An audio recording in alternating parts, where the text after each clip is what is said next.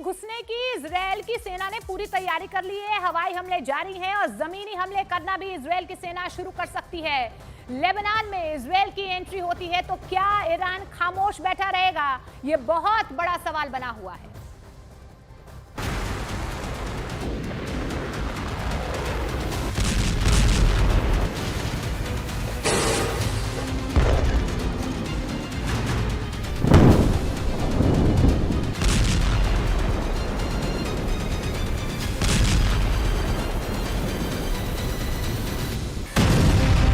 Lebanon पर Israel के serial air strike तो सिर्फ ट्रेलर है। लेबनान इजरायली युद्ध की पिक्चर अभी बाकी है। यकीन नहीं होता तो इजराइल लेबनान बॉर्डर पर मूव करते इन बख्तरबंद वाहनों का काफिला देख लीजिए। इजराइल लेबनान में घुसने की तैयारी कर चुका है। किसी भी वक्त इजराइल की सेना लेबनान में घुस सकती है। यानी पहले इजराइल ने हिजबुल्लाह को एयर स्ट्राइक से दहलाया, अब लेबनान के भीतर घुसकर गाजा की तरह तबाह और बर्बाद करने वाला है। Thousands of Iranian-backed Hamas terrorists from Gaza burst into Israel in pickup trucks, on motorcycles, and they committed unimaginable atrocities. They savagely murdered 1,200 people. They raped and mutilated women. They beheaded men. They burned babies alive. They burnt entire families alive, babies, children, parents, grandparents, in scenes reminiscent of the Nazi Holocaust. Hamas kidnapped 251 people from dozens of different countries, dragging them into the dungeons of Gaza. Israel has brought home 154 of these hostages, including 117 who returned alive. Israel की planning है कि वो Lebanon के भीतर घुसकर Hezbollah के ठिकानों पर हमला बोलेगा। इजरायली फौज लेबनान के किस इलाके में सबसे पहले एंट्री की तैयारी कर रही है? इजरायली फौज लेबनान में किन हथियारों से विध्वंस करने की तैयारी कर रही है? इजराइल लेबनान पर कब से जमीनी हमले शुरू कर देगा और क्या इजराइल लेबनान में रुककर उसके इलाके पर नियंत्रण करने की योजना बना रहा है? इन सारे सवालों का जवाब डिटेल में दिखाएंगे। उसके पहले इजराइल के लेफ्टिनेंट जनरल हर्जी हलेवी को सुन लीजिए। כאן למעלה, אנחנו תוקפים כל היום, גם כדי להכין את השטח לקראת האפשרות של הכניסה שלכם, וגם כדי להמשיך לפגוע בחיזבאללה. חיזבאללה היום הרחיב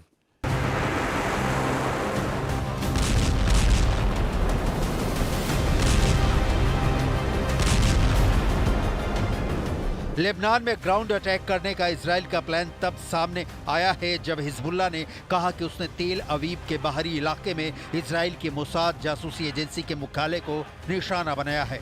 गाजा पर इजराइल के हमले के करीब साल भर में यह पहला ऐसा वाकया है जब उसने कोई बैलिस्टिक मिसाइल दागी है और अब अपने घातक टैंक का मुंह लेबनान की ओर मोड़ दिया है। यह वो टैंक है जिसके बारे में कहा जाता है कि इसका तोड़ पूरी दुनिया के पास नहीं है। इस टैंक में ऐसे मॉडर्न और इंटीग्रेटेड हथियार हैं जिसकी वजह से यह दुश्मन पर भारी पड़ेगा। साथ ही ऑपरेशनल क्षमता और इसका 360 डिग्री एक्टिव डिफेंस सिस्टम इसे काफी ताकतवर बनाता है। मार्कवा टैंक को इस मकसद के साथ तैयार किया गया है कि ये क्रू की रक्षा कर सके। यही इसका प्राथमिक लक्ष्य है और बाद में दुश्मन पर हमला करे। मरकावा का 5वां संस्करण सबसे एडवांस्ड है। इसमें radar system, optical warning system, camera और बाकी सेंसर इसे सुरक्षा के लिहाज से नंबर 1 बनाते हैं। मरकावा 160 mm की mortar gun, 12 smoke grenade launcher के साथ 48 राउंड गोले से लैस है। इसका वजन 65 टन है। इसकी लंबाई 9 मीटर है। मरकावा टैंक सड़कों के साथ साथ रेत पर भी चलने में सक्षम है। टैंक की मारक क्षमता भी जोरदार है। इसे चलता फिरता बंकर कहा जाता है जिस पर किसी भी गोले का कोई असर नहीं होता। रक्षा विशेषज्ञों के मुताबिक टैंक के सेंसर और डिजिटल प्रोसेसिंग भी वार जोन में बाकी टैंकों और हथियारों के साथ आपस में जुड़े रहते हैं। इसी वजह से मरकावा नेट सेंट्रिक क्षमताओं वाला पहला टैंक बन गया है। इजरायली सेना ने 3 दिनों में लेबनान में हिजबुल्लाह के 2000 से अधिक ठिकानों को निशाना बनाया है।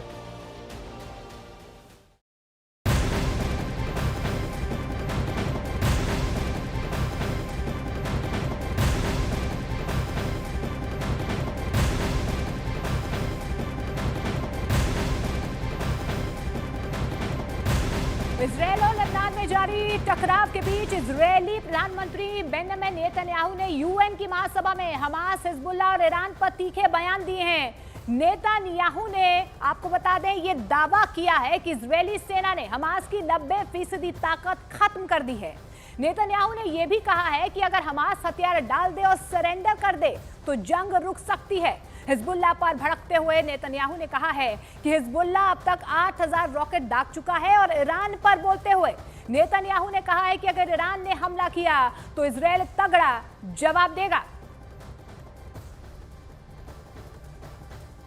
And last April, for the first time ever, Iran directly attacked Israel from its own territory, firing 300 drones, cruise missiles, and ballistic missiles at us. I have a message for the tyrants of Tehran. If you strike us, we will strike you. There is no place.